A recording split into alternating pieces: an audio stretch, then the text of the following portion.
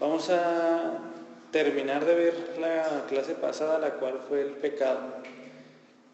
La clase pasada nos enfocamos en ver la definición del pecado y en ver sobre el pecado original o sobre el pecado heredado. Vimos que en el pecado original enseña que heredamos tanto la culpa y la corrupción, o sea, el estado de nuestro ser, del alma, del cuerpo, está corrupto, está herido, está lastimado por el pecado. Y vamos a terminar hoy con dos temas, y el primero es pecados en la vida, y vamos a ver varios puntos ahí. El primero es que todos somos pecadores ante Dios. En muchos lugares la Biblia enseña esta verdad de que todos somos pecadores. Vamos a ver algunas citas. Por ejemplo, el Salmo 14:3 dice: pero todos se han desviado, a una se han corrompido. No hay quien haga el bien, no hay ni siquiera uno. El Salmo 143:2 dice: y no entres en juicio con tu siervo, porque no es justo delante de ti ningún ser humano. Si fijan, todos esos versículos son muy generales, no parecen excluir a ninguna persona.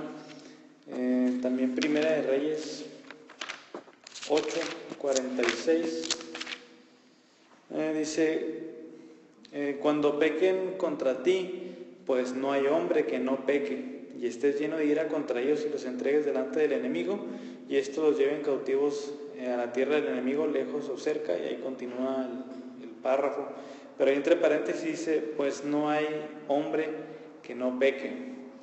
Y en el Nuevo Testamento, en el libro de Romanos, desde el capítulo 1, verso 18, hasta el capítulo 3, verso 20, es un razonamiento muy largo del apóstol Pablo para decir que todos han pecado. De todo ese párrafo, de todo ese texto, obviamente no lo vamos a leer, es mucho. Les voy a leer unos versículos que pueden ser importantes. Por ejemplo, el verso 18 Romanos 1:18 dice: porque la ira de Dios se revela desde el cielo contra toda impiedad e injusticia de los hombres, que con injusticia restringen la verdad. Y casi todo el capítulo 1 se encarga de tratar con los que no son judíos, o sea, todos nosotros. Y dice: profesando ser sabios, se volvieron necios. Verso 22. En el capítulo 2 se centra más bien ahora sí a los judíos, que aunque aquellos que se decían el pueblo de Dios, y aquellos que tenían la ley o la Biblia, aún así han pecado.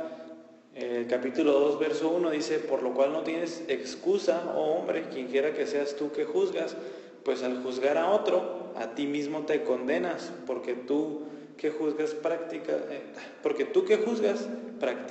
las mismas cosas. Está refiriendo a los judíos. Capítulo 3, verso 9 dice: entonces, ¿qué? ¿Somos nosotros mejores que ellos? Una vez hablando de los judíos, dice: de ninguna manera, porque ya hemos denunciado que tanto judíos como griegos o no judíos, todos los que son no judíos, están todos bajo pecado. Y el punto más clave ahí son los versos del 10 al 18 del capítulo 3 de Romanos. Ustedes lo pueden leer.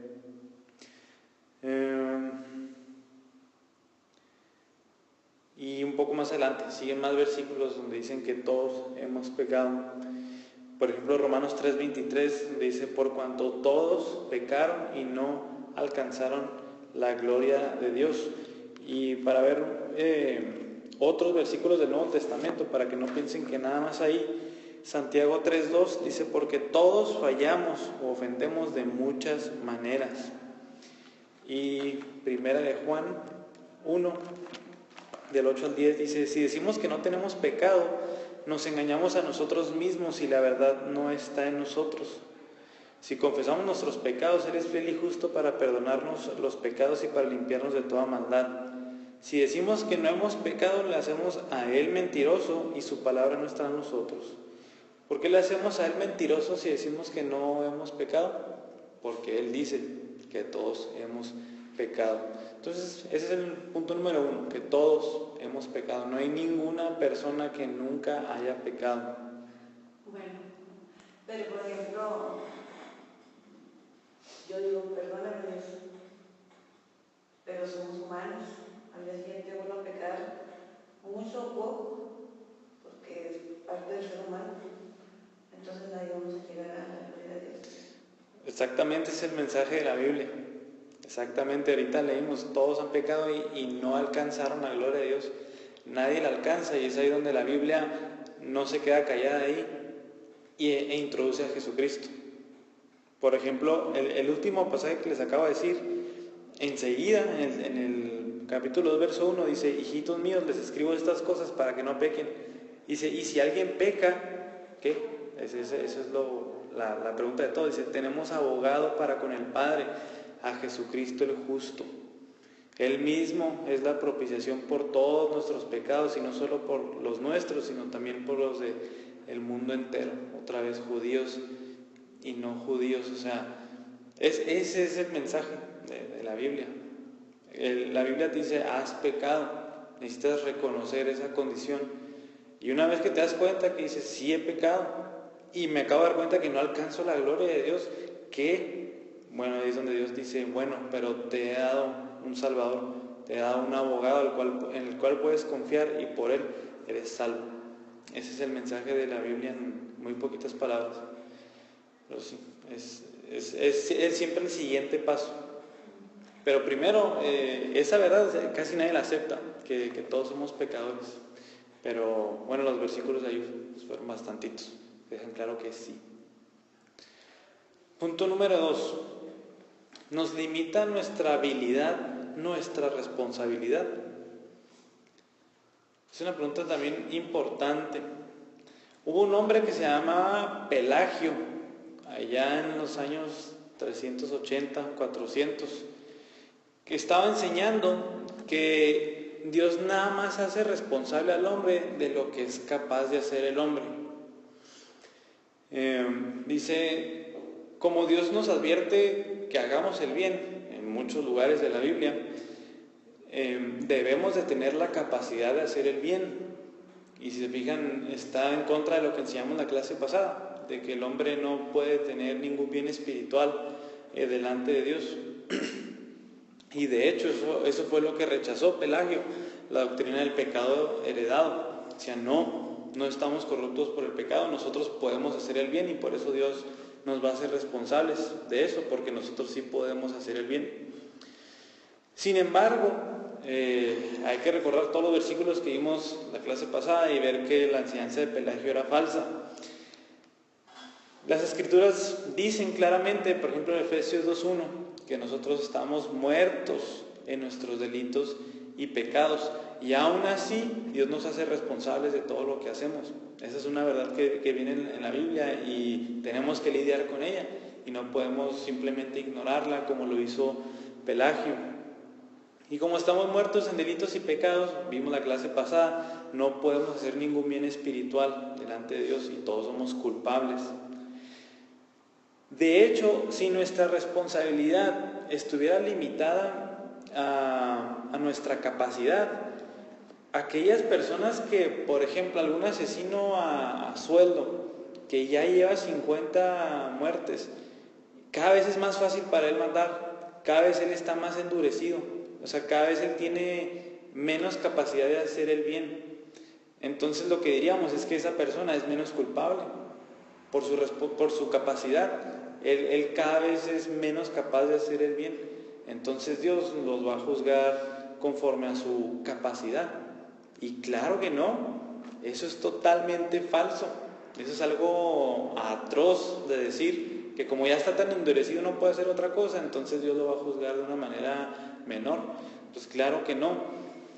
Y lo podemos comparar con un cristiano maduro que día con día se esfuerza con dejar el pecado, donde él sería mayor condenado, porque él sabe que está bien y que está mal, porque él sí sabe que cuando hace algo malo lo tiene que dejar de hacer. Pues claro que no, eso es demasiado absurdo y claro que no está enseñado en la Biblia.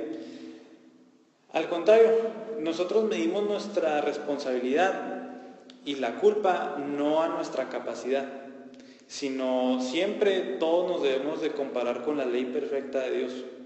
Ese es nuestro estándar. O sea, es ahí donde todos nos medimos, con la ley de Dios. Ahí Cristo en Mateo 5:48 dice: sean ustedes perfectos como su Padre es perfecto. Ahí está poniendo el estándar. No sean perfectos como tal persona es perfecta, dice Jesús. Ustedes tienen que ser perfectos como Dios es perfecto. Entonces ahí es donde Pelagio, de hecho es una herejía, el pelagianismo, y una combinación de ella es el semipelagianismo, que no vamos a ver el día de hoy. Pero eso es en cuanto a que si somos responsables conforme a nuestra capacidad. Pues claro que no. Somos responsables conforme a lo que Dios dice que está bien y lo que está mal, nada más. Punto número 3, pregunta que nos tuvo que haber salido cuando vimos la doctrina del pecado heredado o del pecado original. ¿Son los niños culpables antes de haber cometido pecados auténticos? Pecados auténticos se refiere a que el niño ya sabía que está bien y que está mal y aún así lo hizo. Bueno, esta pregunta es muy importante y por eso la tenemos que ver. Algunos dicen que la Biblia enseña una edad de responsabilidad, que hay un punto donde un niño tiene la edad o la madurez suficiente para saber qué está bien y qué está mal, y que desde ahí se le toman en cuenta los pecados, o desde ahí se le toma en cuenta la culpa. Lo malo de eso es que pues no está bien enseñado en la Biblia, y de hecho vimos que el pecado lo traemos desde nacimiento. Les voy a volver a recordar el Salmo 51:5, donde dice David: yo nací en iniquidad y en pecado me concibió mi madre. Y el siguiente que está a la vuelta, en el Salmo 58:3, desde la matriz están desviados los impíos, desde su nacimiento se descarrían los que hablan mentiras. Entonces cuando vamos a esos versos vemos que no podemos apoyar esa edad de responsabilidad, que un niño no es responsable hasta que tiene la conciencia del bien y del mal.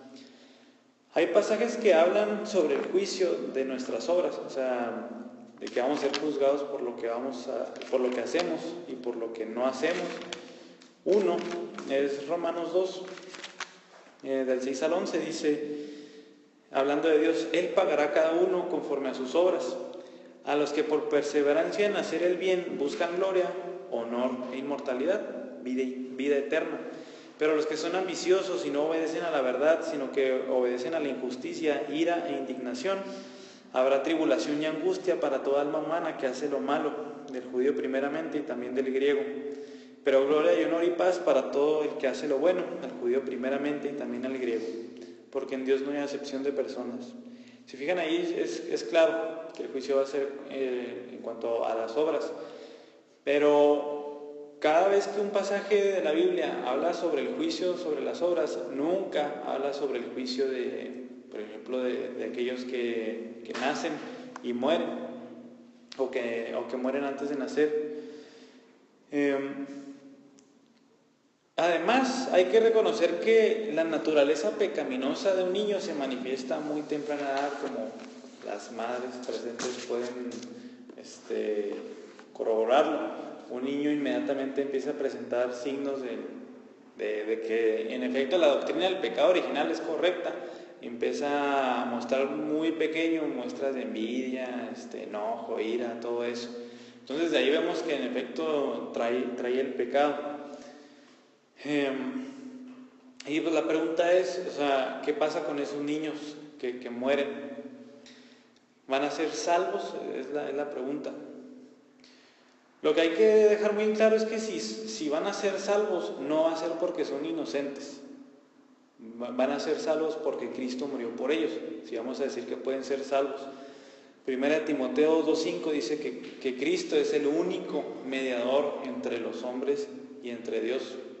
Y Juan 3:3, Jesús le enseñó a Nicodemo que si no naces de nuevo, dice Cristo, no puedes ver el reino de Dios. Entonces, eso es lo que hay que dejar claro, que si un niño es salvo, no fue porque era inocente, más bien es porque Cristo murió por sus pecados. Y hay dos versículos que sería interesante ver. El primero es el Salmo 22:10. Dice: a ti fui entregado desde mi nacimiento, desde el vientre de mi madre, tú eres mi Dios. Ese salmo se cumple totalmente en Cristo. Este Salmo 22 está hablando, si ustedes lo leen, parece que alguien está viendo la crucifixión de frente, y aún así fue un salmo escrito por David. Entonces este salmo se cumple en todo lo que dice en Cristo, y aquí viene como Cristo desde antes que naciera, dice, ya estaba apartado para Dios, y desde el vientre dice, tú eres mi Dios. Y también en Lucas 1:15, hablando sobre el hijo de Elizabeth, que iba a ser Juan el Bautista, dice, el verso 14 dice: tendrás gozo y alegría, y muchos se regocijarán por su nacimiento, porque él será grande delante del Señor, no beberá vino ni licor, y será lleno del Espíritu Santo, aún desde el vientre de su madre. Entonces aquí vemos que tal vez hay una manera nada común de Dios, como de hacer nacer de nuevo a los niños desde el vientre de su madre. La Biblia ya no dice nada sobre eso, ya no lo toca nunca, y esos dos versículos nos dan un poquito de luz sobre eso. Y si los niños pudieran ser salvos, sería que Dios hiciera una obra de regeneración antes en el vientre de su madre, y Cristo pagaría por la culpa que tiene desde el pecado original. Otra vez, no porque el niño sea inocente. Y la pregunta es, ¿cuántos niños salva Dios de esta manera? La Biblia no lo dice, y muchos creen que todos los niños que en esa condición son escogidos por Dios y Cristo muere por ellos. Es válido. Y otros dicen que nada más por los hijos de los creyentes. En 2 Samuel 12:23 le nace un hijo a Betsabé del pecado de David, de adulterio, y el juicio de Dios fue que el niño muriera a los 7 días de nacido. Y en 2 Samuel 12:23 David tiene la confianza de decir, él no puede venir a mí, pero yo voy a ir a él, implicando como una confianza en que estaba en manos de Dios. Y pues es todo lo que podemos decir. En la Biblia no lo dice, pero pues siempre descansamos en que Dios es justo y tiene la misma libertad de salvar a adultos y a niños. O sea, no podemos restringir a lo que hace Dios, pero bueno, al final del día nunca vamos a ver a Dios como injusto. Acuérdense, en el día del juicio final nunca nadie le va a poder decir, no, Dios, eso que hiciste fue injusto. Claro que no. Entonces, eso en cuanto a los niños. Número 4. ¿Hay grados de pecado? Esta pregunta la vamos a contestar con un sí y con un no. ¿Cómo así? Bueno, sí, vamos a ver en cuanto a la culpa. No hay grados de pecado en cuanto a la culpa legal delante de Dios. En términos de la situación legal delante de Dios, cualquier pecado, por más pequeño que sea, nos hace dignos del castigo eterno, nos hace culpables delante de Dios. Esto lo podemos ver desde Adán y Eva. Adán y Eva, en Génesis 2:17, es cuando Dios les pone el único mandamiento, si así lo quieren ver, el único mandamiento explícito que tenían fue: pero del árbol del conocimiento del bien y del mal no comerás. Y dice, porque el día que de él comas, ciertamente morirás. Y ya sabemos que ese morirás implica también una muerte espiritual. y comieron y murieron, nada más por comer del árbol del conocimiento del bien y del mal, que a muchos se nos haría poca cosa, pero bueno, implica muchas cosas. Implica desobediencia a Dios, implica que creyeron una mentira y no la verdad de Dios, implica muchas cosas. El pecado nunca, la verdad nunca es tan pequeño como queremos verlo. Y en Romanos 5:16, veíamos la semana pasada, donde dice que, mejor se los leo, Romanos 5:16, dice,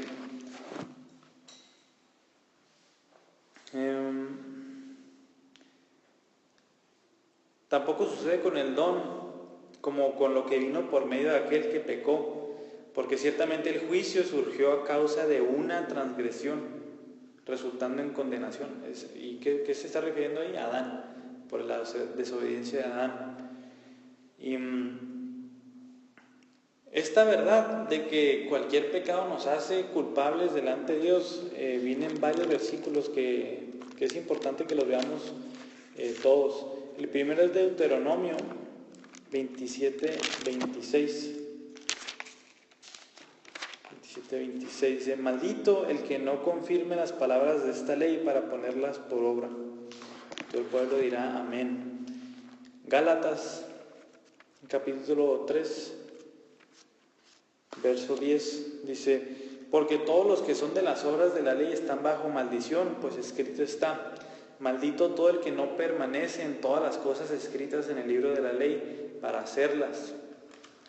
Y todavía peor, en Santiago 2, 10 y 11, dice: porque cualquiera que guarda toda la ley, pero falla en un punto, se ha hecho culpable de todos. Pues el que dijo no cometas adulterio, también dijo no mates. Ahora bien, si tú no cometes adulterio pero matas, te has convertido en transgresor de la ley. Ese pasaje es importante. Es como si te jactaras de que la has cumplido, pero fallaste, dice Santiago, en al menos un punto, si ya la quebraste toda la ley. ¿Por qué? Porque el mismo que dijo no cometes adulterio, también dijo no mates. Entonces, por ejemplo, si alguien roba para comer y otro mata para que le paguen, ¿es el mismo grado de delito? culpa legal sí, pero lo que vamos a ver es el resultado en la vida y en la relación con Dios, que es diferente. Pero el pecado es delante de Dios, la culpa legal es la misma. Nos hace transgresores de la ley, nos hace culpables delante de Dios. Y segundo punto, ¿hay grados de pecado? Sí, en cuanto a los resultados en la vida y en la relación con Dios. Ahí sí hay grados de pecado. Porque hay pecados que tienen consecuencias mucho más perjudiciales en nuestra vida y en la vida de los demás que otros. Y eso también termina siendo importante en nuestra relación con Dios como Padre. Hay pecados que provocan más su desagrado y causan una ruptura de nuestra comunión con Él mucho mayor, algunos pecados que otros. Vamos a ver que la Biblia sí habla de grados de gravedad del pecado. El primero que vamos a ver es Juan 19:11. Jesús dice, hablándole a Pilato: ninguna autoridad tendrías sobre mí si no se te hubiera dado de arriba. Por eso el que me entregó a ti tiene mayor pecado. ¿A quién se está refiriendo? Se está refiriendo a Judas. Y aquí Jesús le dice a Pilato que el que lo entregó tiene mayor pecado que Pilato. Ahí hay una diferencia de gravedad. ¿Por qué? Porque Judas estuvo expuesto a la enseñanza de Jesús, estuvo con él, vivió con él, y aún así, aún con todo, lo entregó. Por eso Judas tuvo mucho mayor pecado. Mateo 5, hipotéticamente. Bueno, porque se ha visto pues, que devolvió el dinero y pidió perdón antes de que lo mataran. Mostró un arrepentimiento, dice en 2 Corintios 7, conforme al mundo. El entristecimiento que viene del mundo, dice ese pasaje, causa muerte. Está hablando como una depresión, que no se arrepintió en el sentido bíblico, más bien tuvo remordimiento, y no es lo mismo. Entonces eso lo llevó a suicidarse. Entonces claro que no hubo arrepentimiento. En cambio Pedro, por ejemplo, negó al Señor 3 veces y no se suicidó. Lo que hizo fue arrepentirse y confesar ahí al final del Evangelio de Juan 3 veces que amaba al Señor, y así fue restaurado. Y él sí fue perdonado porque se arrepintió. Pero lo que tuvo Judas fue remordimiento, no arrepentimiento, porque nunca le pidió perdón a Dios o a Jesús. Pero fue diferente. Mateo 5:19 dice: cualquiera pues que anule uno solo de estos mandamientos, aun de los más pequeños, y así lo enseña a otros, será llamado muy pequeño en el reino de los cielos. Pero cualquiera que los guarde y los enseñe, este será llamado grande en el reino de los cielos. Y ahí la frase clave dice: cualquiera que anule uno solo de estos mandamientos, aún de los más pequeños. Está refiriendo a los mandamientos. Entonces parece Jesús que dice que hay mandamientos menores y mayores. Ahí mismo en Mateo, pero en el capítulo 23, verso 23. Este capítulo es cuando Jesús está denunciando y hablando en contra de los escribas y de los fariseos. En el verso 23 les dice: hay de ustedes, escribas y fariseos, hipócritas, que pagan el diezmo de la menta, del anís y del comino, y han descuidado los preceptos más importantes de la ley: la justicia, la misericordia y la fidelidad. Estas son las cosas que debían haber hecho sin descuidar aquellas. Entonces, ¿qué tenían malo de aquí? Daban el diezmo, sí, pero dice Jesús, pero ellos, aunque den el diezmo, han descuidado cosas más importantes, que es la justicia, la misericordia y la fidelidad. Y al último es cuando aclara Jesús, no que esté mal la del diezmo, sino que dice, estas cosas debían haber hecho sin descuidar aquellas. O sea, el diezmo no era tan importante como guardar la fidelidad, la misericordia y la justicia. Entonces Jesús eleva esas cosas encima del cumplir con lo del diezmo. En general podemos decir que algunos pecados son peores o tienen peores consecuencias que otros si causan mayor deshonra a Dios y si nos causan mayor daño a nosotros y a la iglesia. Sin embargo, aquí tenemos que tener mucho cuidado en que esta distinción que estamos haciendo no respalda en absoluto la enseñanza católica romana de categorizar a los pecados como veniales y como mortales. En la enseñanza católica, un pecado venial puede ser perdonado en esta vida o en el purgatorio. En esta vida, si consigues una indulgencia o si sufres en esta vida, o en el purgatorio otra vez. Pero un pecado mortal, no. Y causa la muerte espiritual, causa la pérdida de la gracia de la justificación y excluye a las personas del reino de Dios. Esa distinción es la que hacen ellos. Sin embargo, si tomáramos en cuenta lo que enseña la Biblia, en un sentido todos los pecados son mortales, porque cualquier pecado te aleja de Dios. Cualquier pecado, ya vimos, te ponen una culpa legal, de manera que no estarías con Dios, no puedes entrar en el reino de Dios si has pecado. Otra vez lo que estamos enseñando es en cuanto a la seriedad del pecado, pero cualquier pecado nos hace culpables delante de Dios. En 1 Corintios 6, del 9 al 11, vamos a ver que a pesar de que haya grados de pecado, Cristo perdona aún los peores pecados. Dicen, ¿o no saben que los injustos no heredarán el reino de Dios? Si no se dejen engañar, ni los inmorales, ni los idólatras, ni los adúlteros, ni los afeminados, ni los homosexuales, ni los ladrones, ni los avaros, ni los borrachos, ni los difamadores, ni los estafadores heredarán el reino de Dios. Pero enseguida dice, y esto eran algunos de ustedes, pero fueron lavados, pero fueron santificados, pero fueron justificados en el nombre del Señor Jesucristo y en el Espíritu de nuestro Dios. Entonces, si fijan, no hay ningún pecado que Jesús no haya pagado. Cualquier pecado, no importa qué tan pecador seas delante de Dios, puedes llegar a entrar a ese pasaje.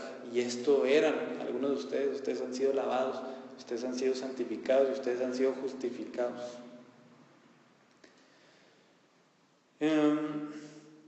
El hacer la distinción de grados de pecado nos ayuda en algunas cosas.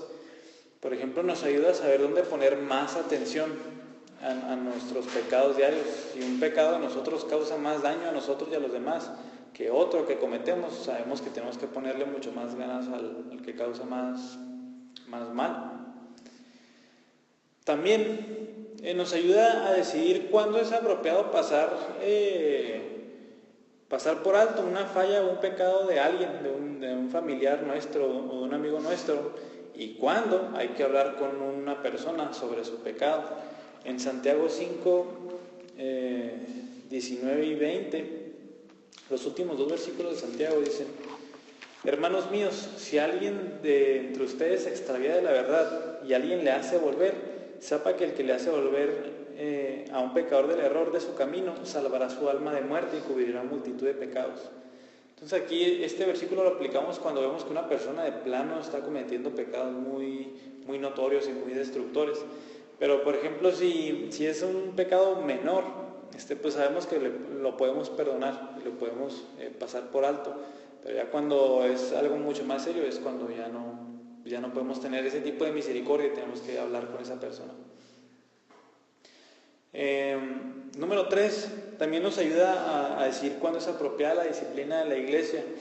La disciplina de la iglesia consiste en que el grupo de la iglesia pues se mantenga puro. Si una persona es evidente para todos sabemos el tipo de vida que lleva, es necesario hablar con esa persona. Y si no se arrepiente de ese pecado, es cuando dice la Biblia, lo tienes que sacar de la iglesia. ¿Por qué? Porque puede causar mucho daño adentro. Muchos pueden empezar a hacer lo mismo, etc. Entonces, otra vez, no vas a disciplinar a alguien que a lo mejor dijo una mentira alguna vez. A alguien que, por ejemplo, en 1 Corintios 5 dice que un muchacho vivía con la mujer de su papá. Ahí es donde dice Pablo, no lo pueden tener en la iglesia.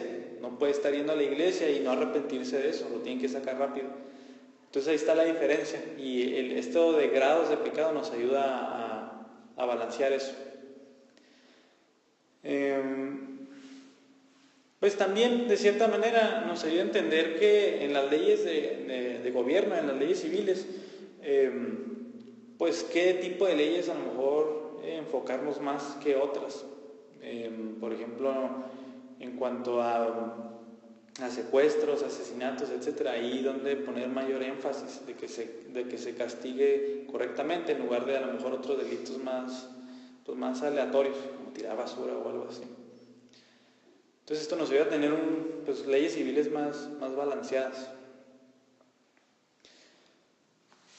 Punto número 5. ¿Qué sucede cuando un cristiano peca? Otra pregunta importante, ¿qué pasa? ¿Qué es lo que sucede cuando un cristiano peca? Vamos a ver 3 puntos. El primero es que nuestra situación legal delante de Dios no cambia.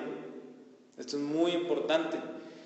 Cuando un cristiano peca, sigue siendo un hijo de Dios, sigue siendo perdonado. ¿Por qué? Hay un versículo muy bonito que es Romanos 8:1 que dice: ya no hay ninguna condenación para los que están en Cristo Jesús. Esas palabras a todos nos deben causar mucho alivio. O sea, no importa que en mi lucha diaria, aunque peque, no significa que sea cortado del amor de Dios. Dice, ya no hay ninguna condenación para los que están en Cristo Jesús. ¿Por qué? Porque Cristo pagó por esos pecados. Bueno, pero también depende del pecado, ¿no? Vamos a ver el problema de muchos que profesan ser cristianos y cometen muchos pecados o lo cometen sin remordimiento. Pero no, Cristo puede perdonar cualquier pecado. Pero ahorita vamos a tocar eso, o sea, ¿dónde está el balance ahí también? ¿Por qué? Porque la salvación no está basada en méritos humanos. Eso la Biblia lo deja muy claro muchas veces. Romanos 6:23, la paga del pecado, dice, es la muerte, pero la dádiva de Dios es vida eterna en Cristo Jesús. O sea, es una dádiva, es un regalo. Si Dios te dio como regalo la vida eterna, no la puedes perder. porque no te la ganaste tú. Eso es muy importante. Entonces seguimos siendo justificados. Ya hemos hablado un poco de la justificación. Somos justificados por la fe, Romanos 5:1. Somos declarados justos delante de Dios. Hablando de nuestra situación legal, vimos que todos somos pecadores, pero si creemos en el sacrificio de Cristo, el Señor nos declara justos. Ya somos justos delante de Dios y por eso podemos entrar en su presencia, porque ya somos justos. Somos declarados justos. Punto número 2. Nuestro compañerismo con Dios queda perturbado y nuestra vida cristiana dañada. Eso es obvio, no nada más pecas y no pasa nada, claro que sí. Efesios 4:30 nos dice que si pecamos siendo cristianos, dice, y no entristezcan al Espíritu Santo de Dios, por el cual fueran sellados para el día de la redención. Podemos entristecer al Espíritu Santo y eso causa nos limita mucho de nuestra vida espiritual. O sea, ya no podemos hacer muchas cosas de las que hacíamos, ya no podemos a lo mejor orar con tanta paz porque traemos el pecado ahí. Y el hecho de que un cristiano peque, lo que conlleva es la disciplina del Señor. Hebreos 12, del 6 en adelante, habla mucho sobre cómo, vamos a leerlos. Hebreos 12:6 dice, porque el Señor al que ama, disciplina y azota a todo el que recibe por hijo. Versos 9 y 10 dicen, además, tuvimos padres terrenales para disciplinarnos y los respetamos. ¿Con cuánta más razón no estaremos sujetos al Padre de nuestros espíritus y viviremos? Porque ellos, hablando de los padres físicos, nos disciplinaban por pocos días como les parecía, pero Él, hablando de Dios, nos disciplina para nuestro bien, para que participemos de su santidad. Entonces, cuando el cristiano peca, va a venir la disciplina del Señor de alguna manera u otra. ¿Para qué? Pues para hacernos entender que debemos de dejar de hacerlo. También, pues nuestra obra para el Señor se ve dañada también queda perturbada cuando pecamos. Juan 15:4 dice, permanezcan en mí y yo en ustedes. Como el sarmiento no puede dar fruto por sí mismo si no permanece en la vid, así tampoco ustedes si no permanecen en mí. O sea, dice Cristo, ustedes no pueden dar fruto si no permanecen en mí. Cuando pecamos no estamos permaneciendo en Cristo. Lo que tenemos que hacer es dejar el pecado y permanecer en Él. ¿Para qué? Para dar fruto para Dios. También sufrimos pérdidas de recompensas eternas cuando pecamos. 1 Corintios 3, cuando está hablando principalmente sobre los líderes de la iglesia, dice el verso 12, ahora bien, si sobre este fundamento alguien edifica con oro, plata, piedras preciosas, madera, heno, paja, la obra de cada uno será evidente, porque el día la dará a conocer, pues con fuego será revelada. El fuego mismo probará la calidad de la obra de cada uno. Si permanece la obra de alguien que ha edificado sobre el fundamento, recibirá recompensa. Si la obra de alguien es consumida por el fuego, sufrirá pérdida. Sin embargo, él será salvo, aunque así como a través del fuego. Aquí las obras se identifican como oro, plata, piedras preciosas, madera, heno, paja. Las malas obras o el no dar frutos se compara con la madera, el heno y la paja, que dice, va a venir el fuego para probar las obras. ¿Y qué se va a quemar? Pues la madera, el heno y la paja. Dice, aún así vas a ser salvo, pero Él será salvo, aunque así como a través del fuego. O sea, no vas a tener las recompensas que van a tener aquellos que tuvieron obras como oro, plata, que cuando pasa el fuego no les pasa nada. ¿Qué cita era? 1 Corintios 3, del 12 al 15. Y en 2 Corintios 5:10 dice, porque todos nosotros, está hablando Pablo, un cristiano, a la iglesia de Corinto, más cristianos, todos debemos de comparecer ante el tribunal de Cristo para que cada uno sea recompensado por sus hechos estando en el cuerpo, de acuerdo con lo que hizo, sea bueno o sea malo. Estos juicios, acuérdense, no son de nuestra salvación. La salvación es un regalo y es a través de Cristo por la fe, sin obras. Pero no es de que ya seamos salvos y ya. Tenemos que estar trabajando para Dios. Y entonces cuando pecamos es cuando empezamos a quitarnos nosotros mismos este tipo de recompensas que podemos tener delante de Dios.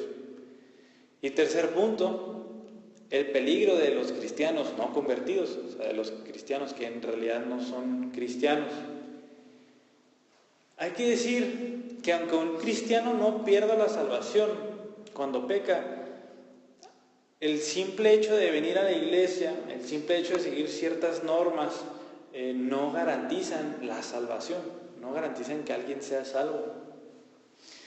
Estas personas se caracterizan por pecar y no tener ningún tipo de arrepentimiento ni remordimiento por su pecado. Es una persona que, por ejemplo, peca y dice, al cabo Dios me perdona.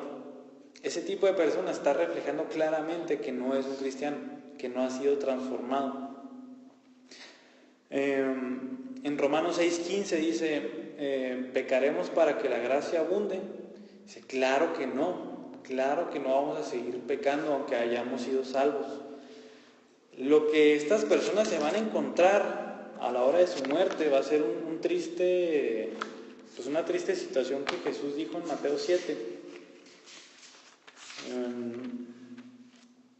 En el verso 21 al 23, donde dice, no todo el que me dice Señor, Señor, entrará en el reino de los cielos, sino el que hace la voluntad de mi Padre que está en los cielos.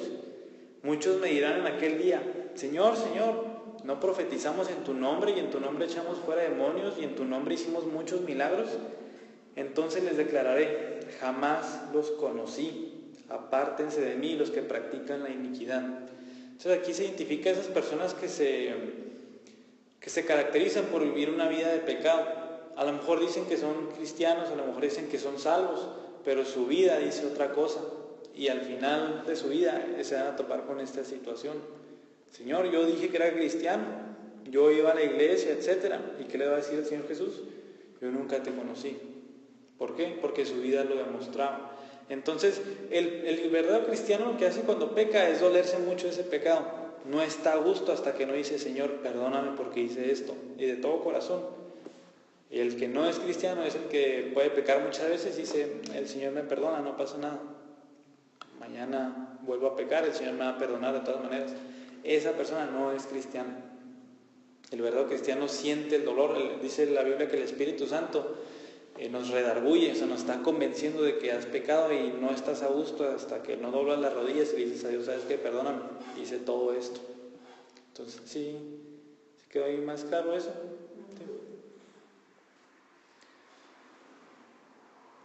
Sí. Punto número 6. Por ahí preguntaban en alguna clase y vamos a ver lo que es el pecado imperdonable. Varios pasajes son los que hablan sobre un pecado que no va a ser perdonado. Vamos a ver los pasajes, al cabo son pocos versículos. El primero es Mateo 12, del 31 al 32. Dice Jesús, por eso les digo que todo pecado y blasfemia será perdonado a los hombres, pero la blasfemia contra el Espíritu Santo no será perdonada. Y a cualquiera que diga una palabra contra el Hijo del Hombre se le perdonará, pero al que hable contra el Espíritu Santo no se le perdonará ni en este siglo ni en el venidero. 12, 31 y 32. Marcos 3, 29 y 30 es el pasaje paralelo a ese. Dice, pero cualquiera que blasfeme contra el Espíritu Santo no tiene jamás perdón, sino que es culpable de pecado eterno, porque decían, tiene un espíritu inmundo. El siguiente pasaje se encuentra en Hebreos 6, del 4 al 6. Este pasaje dice, porque en el caso de los que fueron una vez iluminados, que probaron del don celestial y fueron hechos partícipes del Espíritu Santo, que gustaron la buena palabra de Dios y los poderes del siglo venidero, pero después cayeron, es imposible renovarlos otra vez para arrepentimiento, puesto que de nuevo crucifican para sí mismos al Hijo de Dios y lo exponen a la ignominia pública o a la vergüenza pública. Entonces esos son los tres pasajes que hablan sobre un pecado que no va a ser perdonado. Vamos a ver lo que muchos han entendido. Esta es la primera interpretación que le dan. Dicen que fue un pecado que nada más se podía cometer en los tiempos de Cristo. De ahí las referencias a a que están hablando en contra de Jesús y que los judíos eran los que, los fariseos eran quienes lo estaban diciendo. Pero Mateo 12:31, si se fijan, es muy general. Es tan general que no podemos concluir eso, porque dice: por eso les digo que todo pecado y blasfemia será perdonado a los hombres, o sea, a todos, pero la blasfemia contra el Espíritu Santo no será perdonada. Ahí nunca restringió este pecado a nada más unas personas, la está generalizando a todas. Y Hebreos 6 claramente ya no está hablando en tiempos de Cristo, ya está hablando después, ya una vez que está empezada la iglesia. Entonces no puede ser que este pecado nada más se aplicaba cuando Cristo estaba en la tierra. Número 2, algunos dicen que este es un pecado de incredulidad que continúa hasta la muerte. O sea, alguien que nunca quiso creer y lo rechazó hasta la muerte. Pero estos pasajes no dan como indicios de eso. ¿Por qué? Porque dicen hablar contra el Espíritu Santo o blasfemar contra el Espíritu Santo, o en Hebreos 6 dice: se han apartado. Entonces, por esas frases es difícil decir que es incredulidad, nada más. El pecado que mencionan claramente estos versículos es que es rechazar la obra del Espíritu Santo y hablar en contra suya, o un rechazo de la verdad de Cristo y exponer a Cristo a vergüenza pública, como ahorita leímos al último en Hebreos 6:6. Más bien el pecado es ese, no la incredulidad. Número 3, otros dicen que es un pecado de una apostasía muy seria, de verdaderos creyentes, y que nada más los que han nacido de nuevo pueden cometer este pecado. Y principalmente se basan ahí en Hebreos, donde, si escucharon bien, decían: los que fueron iluminados, los que probaron el don celestial, los que gustaron la buena palabra, dicen ellos son creyentes que dejaron de ser creyentes. Sin embargo, ya lo hemos visto alguna vez, es imposible perder la salvación si fue un regalo de Dios. Implica muchas cosas, pero Jesús le estaba hablando a fariseos. Los fariseos eran claramente no creyentes. El punto número 4, que es la interpretación más a lo que sí nos podemos inclinar, es que este pecado es un rechazo totalmente intencional y muy malicioso y difamador de la obra del Espíritu Santo, dando testimonio acerca de Cristo, y atribuir el trabajo del Espíritu Santo a Satanás. Ese es el contexto.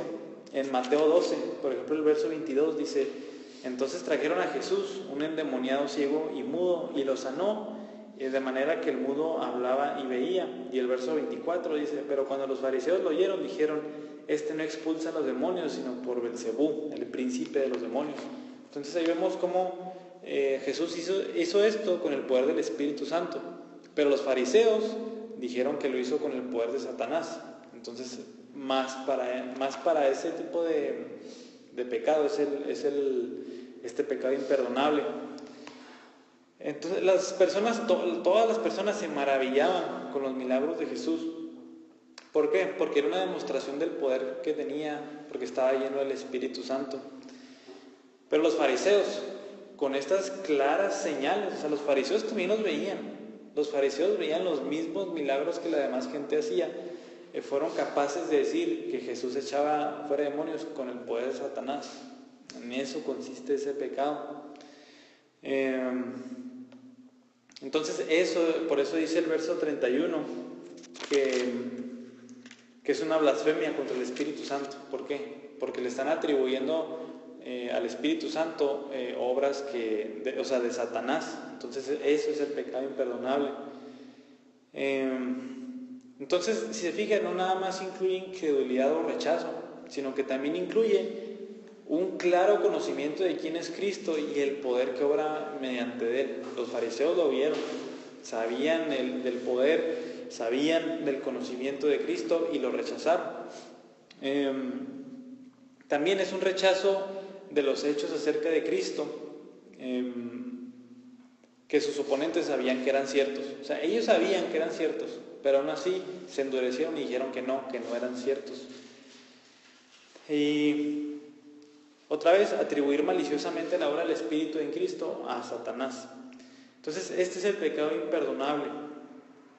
Es imperdonable porque esta actitud aísla a un pecador del arrepentimiento y de la fe. O sea, el hecho de que alguien tenga una actitud de esa manera implica que es imposible que esa persona un día pues confiese su pecado. ¿Por qué? Porque tiene el conocimiento, sabe las cosas y las rechaza. De hecho, si nos volvemos a Hebreos, es lo que está pasando. Estas personas iban a la iglesia, escuchaban la Biblia, entendían las verdades, pero ¿qué? Después cayeron, o sea, se volvieron atrás. Con tal conocimiento se volvieron atrás y lo rechazaron. Entonces es lo mismo, o sea, rechazar la clara obra del Espíritu Santo en Cristo y simplemente decir que no era verdad. Entonces esto es el pecado imperdonable. Pues muchos tienen miedo si han cometido el pecado imperdonable, pero el hecho de que tú tengas miedo de si has cometido el pecado imperdonable o no, pues nos dice claramente que no lo has cometido, porque el pecado imperdonable ya es una actitud donde dices, no, entiendo las cosas, sé que Cristo sé esto, pero no lo quiero, lo rechazo. Entonces, es por eso que prácticamente nadie debe temer si se ha cometido este pecado, porque el hecho de que ya tenga miedo es porque no lo ha cometido. Así de fácil. Como último punto, vamos a ver un poquito sobre el castigo del pecado. Sabemos que el castigo del pecado nos sirve como un disuasivo o como una advertencia para nosotros no pecar, porque si pecamos obviamente Dios nos va a disciplinar, o el no creyente si peca pues va a sufrir la ira de Dios.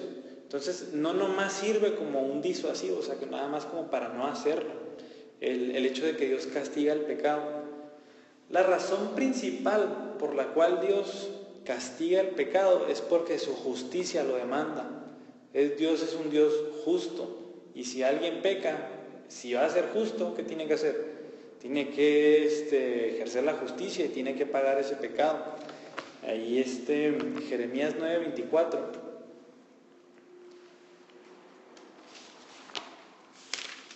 dice, pero si alguien se gloríese de esto, de que me entiende y me conoce, pues yo soy el Señor que hago misericordia, derecho y justicia en la tierra, porque en estas cosas me complazco. ¿En qué? Pues en hacer derecho y justicia, en que Dios es un Dios justo. Entonces es eso, más bien. ¿Por qué Dios castiga el pecado? Sí, para que nosotros nos alejemos de Él, pero la razón principal es porque Él es justo y su justicia demanda pagar por el pecado. ¿Qué, por ejemplo, de aquellos en el Antiguo Testamento o ahorita que creen en Cristo? Sabemos que esos pecados no se pagaron de alguna manera u otra. Y en Romanos 3, ese es el punto que toca ahí Pablo, sobre esos pecados de esas personas que creyeron en Dios y creyeron en Cristo. En Romanos 3:25 dice, hablando de Cristo, a quien Dios exhibió públicamente como propiciación por su sangre a través de la fe, como demostración de su justicia.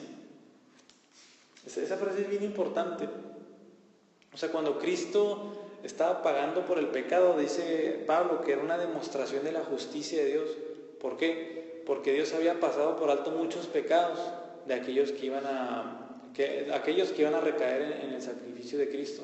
Entonces, esto nos ayuda a entender también que el que Dios nos perdone no implica que olvida el pecado. El pecado de nosotros no quedó olvidado o no se nos borró. Ahí está. Pero el creyente tiene el privilegio de que sí fue pagado, pero en la cruz. Ahí fue donde fue pagado, pero Dios no es un Dios injusto. Dios es justo y nuestros pecados tuvieron que haber sido pagados de alguna manera. O los vamos a pagar nosotros en la muerte, o si confiamos en Cristo vamos a darnos cuenta que Él pagó por esos pecados. Por eso enseguida dice, porque en su tolerancia Dios pasó por alto los pecados cometidos anteriormente para demostrar en este tiempo su justicia, a fin de que Él sea justo y sea el que justifica al que tiene fe en Jesús. Entonces, eso es en cuanto al castigo del pecado. El castigo del pecado siempre va a estar, nunca va a pasar por alto. El no creyente lo va a pagar, y el creyente no es de que Dios se haya olvidado del pecado nada más. Cristo fue quien lo pagó. Y así es como es el punto de Pablo, así es como que en la cruz vemos también la justicia de Dios. ¿Por qué? Porque ahí vemos a Dios, a Cristo, pagando por los pecados de mucha gente. Entonces Dios no pasa por alto los pecados, de ninguna manera. Dios los castiga a todos y cada uno de ellos. Entonces, una duda con algo de lo que vimos hoy, con lo del pecado. En la clase siguiente vamos a acabar la doctrina del hombre y vamos a ver cómo se ha relacionado Dios con el hombre, y vamos a ver que fue por medio de pactos. Hizo un pacto por ejemplo, un pacto con Moisés, un pacto con David, etc. Vamos a ver sobre esos pactos, y así pues acabaríamos la doctrina del hombre. Entonces no hay nada más del pecado. Bueno, porque hace como duda. O sea, el creyente, el pecado lo pagó Dios en la cruz. Y al no creyente, sí se lo va a cobrar.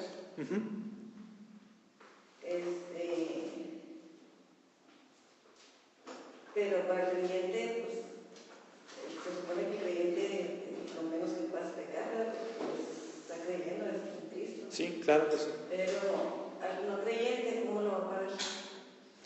Bueno, la muerte eterna, la ira de Dios, o sea, al final. O sea, que ya no, por él ya no va a haber alguna oportunidad. No, es por eso que Dios dice no nos, o sea... Hay que creer en el Padre que Él haya pagado en la cruz. Sí, es por eso que eso, o sea, una vez que alguien entiende esto, es por eso que alguien ya siente la necesidad de hablarle a los demás de esto. No quiere que sufran eso, y etcétera. Pues sí, o sea, todas estas verdades empiezan a cambiarnos y nos ayudan a entender ya las cosas eternas, y a no a dejar pasar a la gente como, no sé, ya. No, tratar de persuadirlas de su pecado y que tienen perdón en Cristo. Es por eso.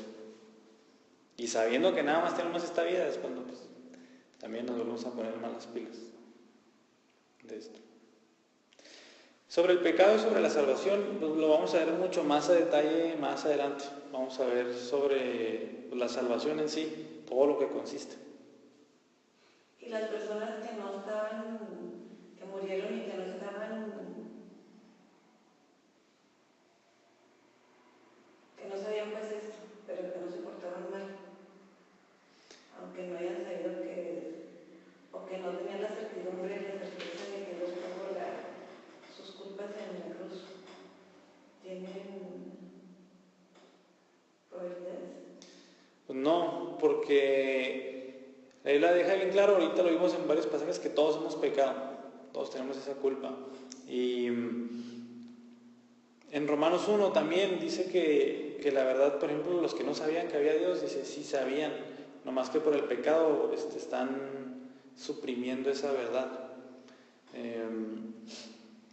Y no hay persona inocente, todos hemos pecado, y nosotros mismos no sabemos la cantidad de pecados que hemos cometido. O sea, solo Dios sabe, y solo Dios es justo. Pero sí, o sea, aparte de Cristo no hay, o sea, otro camino. Hay personas que ya no están, ya no tienen salvación, porque ya murieron. Sí, sin duda. Sin duda.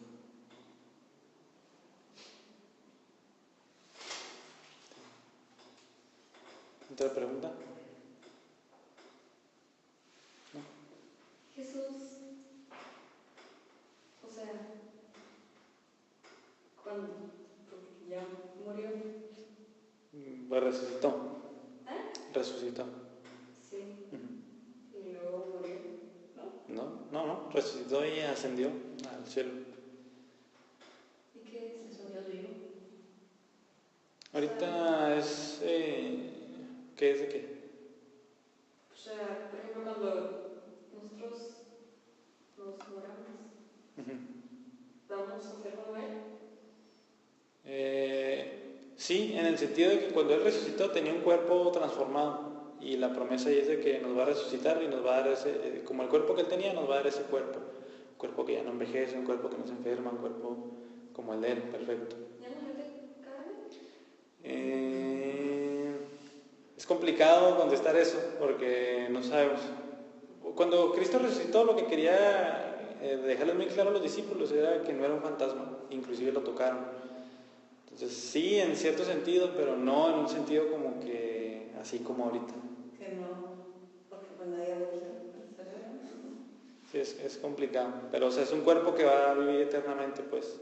O sea, pero no es un ángel, por ejemplo. No, la Biblia cuando habla del estado final, van a ser nuevos cielos y nueva tierra, con nuestros cuerpos transformados. O sea, va a ser similar a esto, pero sin pecado, ¿no? Entonces va a ser completamente diferente.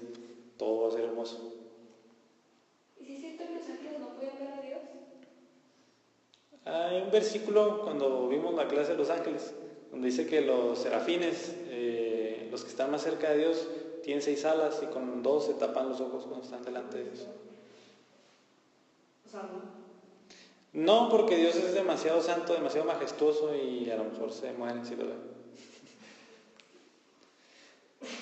De hecho, también vimos, no me acuerdo en cuál clase, de que la Biblia dice que vamos a ver Dios cara a cara, pero no lo podemos ver de una manera total, porque Dios es infinito, Dios es muy majestuoso, como para que nosotros podamos probar un poquito de eso. Inclusive Moisés cuando le dijo, muéstrame tu gloria, Dios le dijo, te voy a enseñar mis espaldas nada más. O sea, dándole a entender que nomás puede ver poquito de él, porque si no podemos, nadie puede ver toda la majestad de Dios. ¿Y los ángeles pecan? También lo mismo. Ya vimos eso. Digo que se vea la clase de Satanás y los demonios y de los ángeles. Pues sí me metí al canal, pero no aparece. ¿Quién te la paso? O sea, son nosotros. Sí, era todo mucho. Pues sí, pero ahí está, o sea, Lo puedes ver ahí está bien bonita esa Es clase. que no lo encontré. ahí te digo que ahí te la paso. Bueno, pues sin más, pues vamos a cerrar con una oración. Señor, gracias por enseñarnos sobre el pecado, sobre cómo todos nosotros hemos pecado y pues que tú eres un Dios justo que va a pagar el pecado y te damos gracias porque pues siendo una humanidad pecadora no nos dejaste a nuestra deriva y no decidiste darnos justicia a todos, sino que pues te damos gracias porque nos diste a tu Hijo Jesucristo, el cual vino a pagar por nuestros pecados. Gracias porque no nos vas a tratar con justicia, sino con gracia y con misericordia. Y ayúdanos a entender la gravedad del pecado de nuestras vidas para vivir para ti, para dejarlo, para no vivir más para Él, porque si nosotros decimos que te hemos conocido, debemos de vivir como tal, como personas que te conocemos y sabemos lo que te agrada y lo que no te agrada. Así que, Señor, ayúdanos a apartarnos día a día del pecado. Ayúdanos a entender siempre la severidad de Él y la severidad del pecado en los que nos rodean para poder salvarlos, para poder darles el mensaje de salvación y así puedan vivir una vida que también se aleja de Él. Te damos muchas gracias. Amén.